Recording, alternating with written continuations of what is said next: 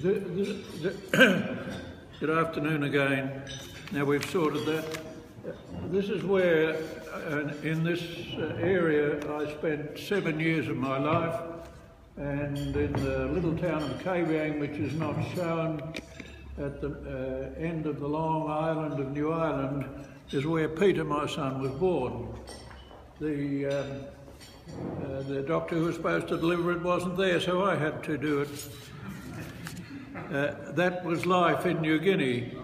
But I'm here because wandering through on the internet, looking at material on sexual diseases as I do, because I got a doctorate related to that, I found this conference in Cambridge. I wrote and said I was sure of foot, sound of mind, but poor of purse, they might like to help me. They said maybe, and then a few weeks later they sent me papers quoting what I'd said, and along in what I'd said 60 years ago, and along with that they said, we will carry you over there, unfortunately over only economy, but accommodation, and I'd give the after dinner speech in what was the Wilberforce room. I find on my email today, it's not the Wilberforce room, it's the Wordsworth room. So you name it. I think they must have thought I was either dead or demented, because they had asked other Australians as visitors. I started, this is me at the age of 24 in the village in Bougainville, in Booker, north of Bougainville, working on material, and you can see the people. I have another photo without any hair. It disappeared fairly quickly. I've chosen Tabar for one reason for my study, but to cut the kind of story short, this is the letter I received on the 20th of June, that I was going there because the population had fallen in 27% in 20 years. This was a massive decline, and this is the more important one, on Tabar Island. And the question is, was this, I think it was the first community use of penicillin. And my thesis is that what we saw tonight on TV in Europe is partly due to penicillin. And this is the story of a German doctor that he found, and importantly, of nearly 7,000 people, 184 deaths and only 60 births. This is what was believed at the time I arrived there, that the people had decided in their minds not to have children and weren't having children. A curious despair, culture shock. They called it, the actual doctor who wrote it had been in the trenches and called it shell shock. But this is the other side of the story. And Cook's writing is very specific, as is that of Powdermaker. And Powdermaker was dealing with these people. The Tabar Islands were discovered quite early because they sit out on the top corner, and there's a mistake there on that neve. It should be Nova, nearly as bad as the Rodney in the... Now, this is what happened to the Tabar population. The blue as if there'd been no gonorrhea. The green as if there'd been no penicillin. And the red is what actually happened. And the population is getting back to where it was now at about 1900. And this was all due, and the important thing about the penicillin is in the second one of those, 47 to 53, you'll see the first column. That's the 15 to 19-year-old group. The young women 15 to 19 were being married off to old men who had gonorrhea. And if they were lucky, they got one child. If they were unlucky, they got none. But when penicillin was given to everyone on the island of Tabar, that 15 to 19-year age group proceeded to perform just as well. And you can see that by 87, the difference between Booker, which is in the first, the social change has reduced fertility there, but as Tabar has got up to match them. That's the total fertility rate. In Australia, you can't see it, is well down below that. And this is the amount of childless, how the childless in the 30-year age group disappeared by 1970. And this is what WHO said. I didn't find this till about 1980 because they didn't send me a copy. But no one has ever repeated it, and this was a seminal study. No one was able to, because I did it as penicillin came in and the ability to do the study. The reason I could do it is that I had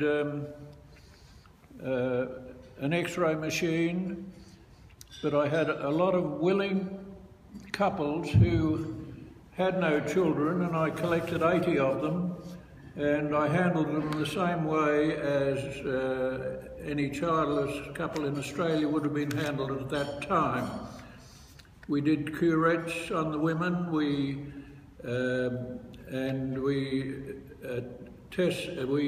took temperatures, they put the thermometer in their mouth when they woke up, and the sister would go around in the ambulance and read it and shake it down and say, you do it again tomorrow. But the most interesting one is the poor man who was producing, came in and some semen, and my technician came and said, look, I don't think this is semen, it looks like coconut milk. So he put his finger in and tasted it. And he said, yes, it is. He'd looked at it under the microscope and that. So we sent out a hue and cry, and this fellow was a mile out at sea on the way home, and he came back and he said, oh, doctor, me sorry too much here. Me fella, me try him, now me know enough. Anyway, having collected all this material, I came down to Adelaide and took over my mother-in-law's dining room table and used my computer, which you wouldn't have seen. Some of you would know, this was my computer. A punch card, a punch, and a knitting needle. 6,000 odd cards, and that enabled me to do what I had to do. The story, everyone had a different story, and the doctors who looked after them felt it was gonorrhea, but they didn't have the X-ray that I had to be able to see what was happening inside the abdomen. But back in '76, a German who went and practiced in New York called it latent gonorrhea, and which would appear mysteriously in people who had not had recent gonorrhea. The organism was found, but Rivers has got one excuse that the Cambridge people didn't find in their article on him, that he was a student at this time, and the argument was still going on in the start of the 20th century as to whether it was, whether gonorrhea could cause infertility. In 1450, gonorrhea was in the coloured area of this map. There were virtually no sexually transmitted diseases elsewhere in the world, and that is where we were. But there was a mutation in Hispaniola in someone who was suffering from pinta. And when you've got pinta, it protects you from syphilis. But the Spaniards who'd enjoyed anacoana, as I call her, took the disease back. And this is what happened. This was 500 years ago, and if syphilis had ever been anywhere before, there would have been some country where there was resistance. There was no resistance anywhere, except where there was yaws, bedgel or pinta. And syphilis and gonorrhea were spread around the world after 1492. They were spread around the world by the sailors. And this in Australia, this is Sturt writing on the Murray. The most loathsome diseases prevailed. Syphilis raged among them. And this was what happened in South Australia, it happened around Melbourne. And this is what happened from the many introduced diseases. Hispaniola and Tasmania suffered the most because they were virtually occupied by the Europeans. Hispaniola became a Spanish island, as Tasmania did. Gonorrhea was part of this, but this is the fall in population that occurred because of... Now, this is where it all started. Not in Adam and Eve, but one of their descendants, the gonorrhea and syphilis germs of that family were commensals. They live in the skin and mouth of man, but at some time Neisseria gonorrhoeae mutated to enjoy body warmth rather than the exposure in the oral cavity. And the Bible likewise covers this issue. This is part of the reason, and this kind of promiscuity that did occur and slowly disappeared was still occurring in the Pacific, as I mentioned earlier. They hadn't any venereal disease and it was quite safe.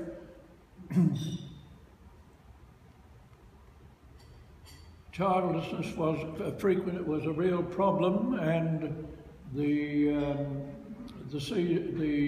Caesars put social, legal and financial pressure on the Romans, but I think to no avail. In Papua New Guinea, when I was doing my study, the departments of education, agriculture, health and native affairs were all meeting to spend money to improve the social and environment of the people of Tabar.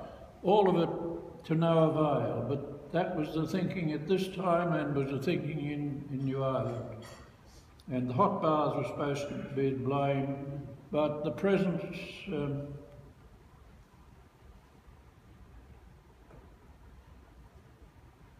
society slowly worked in Europe to reduce the impact of gonorrhea by supporting the exclusive partnerships of marriage.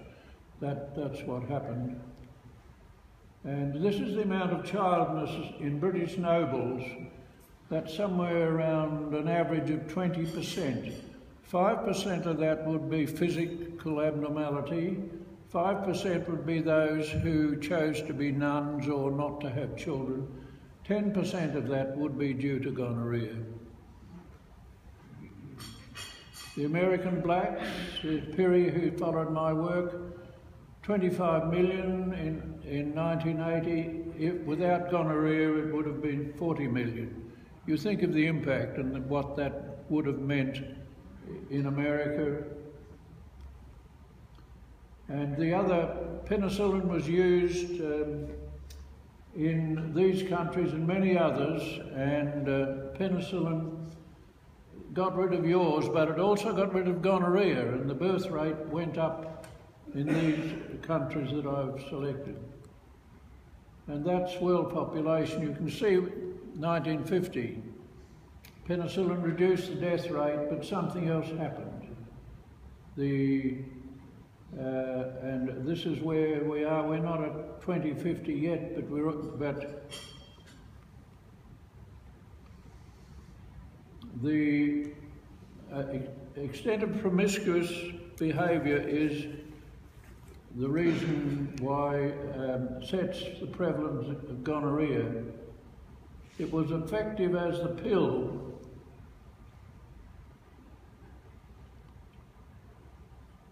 and unfortunately penicillin didn't last forever. The organism was able to develop resistance to the sulfonamides, to penicillin, and to the cephalosporins. It changes its internal structure to survive in man, but it doesn't work quickly enough.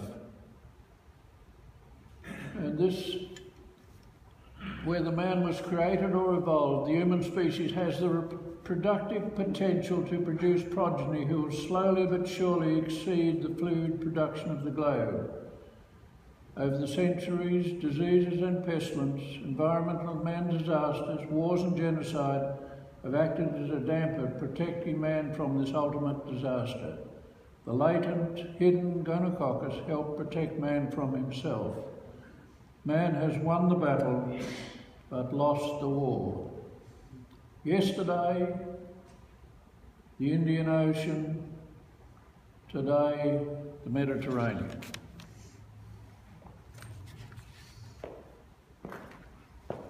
Thank you, Roy.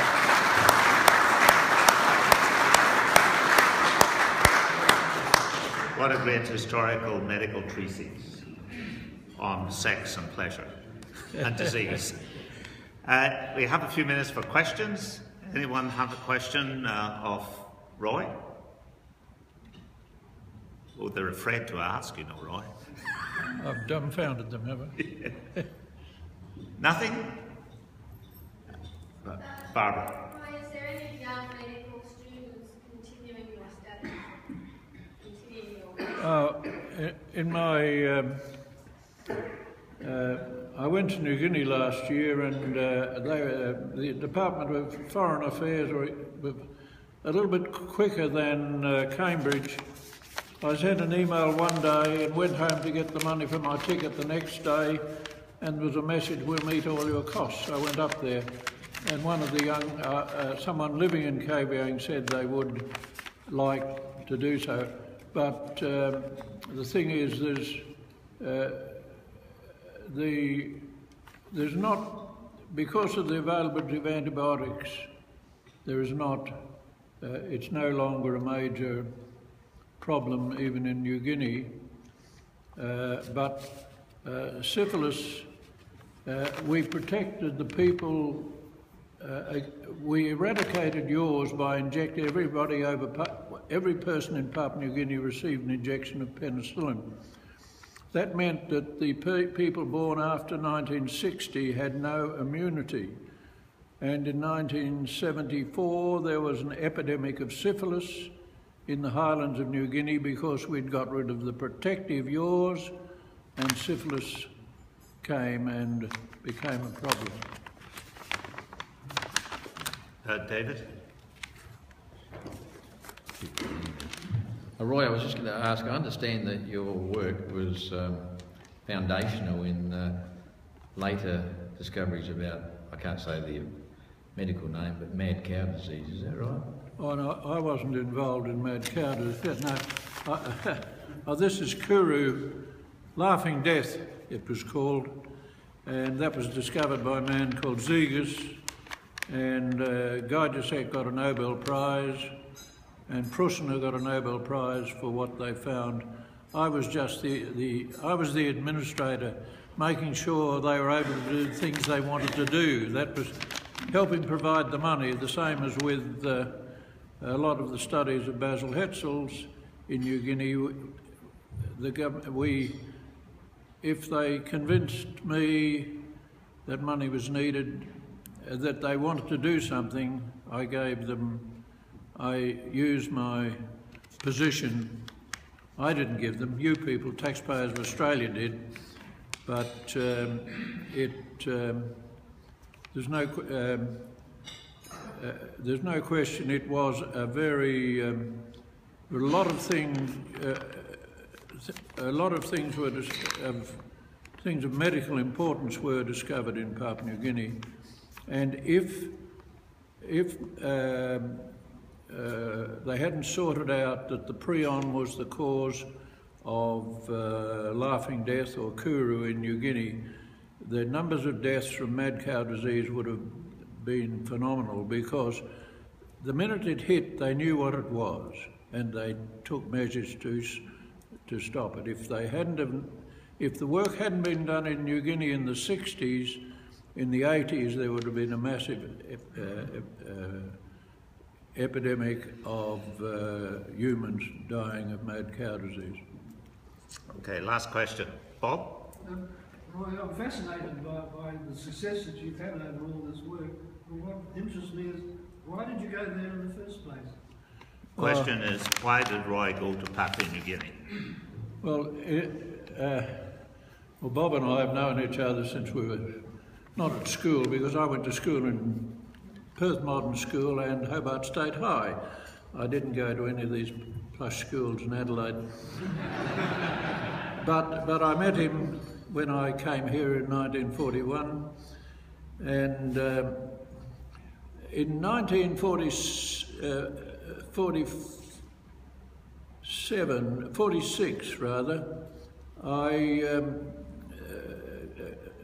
John Cleland and the anthropologist who worked with him, they advertised a job in Arnhem Land, and I thought, so I applied for that. I also applied to New Guinea. I was the first doctor who hadn't been up there before, or who hadn't been in the army, to go to New Guinea. So that put me right. And the minute I applied, they were on my doorstep saying, we want you, and you come straight away and you've got a good job and do whatever. Anyway, so that was it. I didn't get to Arnhem Land. The Arnhem study, developed by the Bernts, was they wanted a doctor to do what I did in New Ireland, but they didn't have the X-rays and things. I've checked this out, and it would not have been possible for me to do, because the war had left an X-ray unit in Kavieng. I was able to put Lepidol into the uterus of these women, and that was it. And the answer was immediate. I brought my X-rays down, Peter Verco read them and confirmed everything, and my thesis, written in the bush, no supervision, was accepted by the university. Roy, I want to thank you, because Roy was the person who asked me to join Rotary. I had come to the University of Adelaide in 1981-82, and Roy appeared in my office and said, "You're a stranger here, why don't you join Rotary and make some friends?" And sure enough, that's what happened. So thank you, Roy. Would you all join with me in acknowledging Roy and wishing him all the best in Cambridge?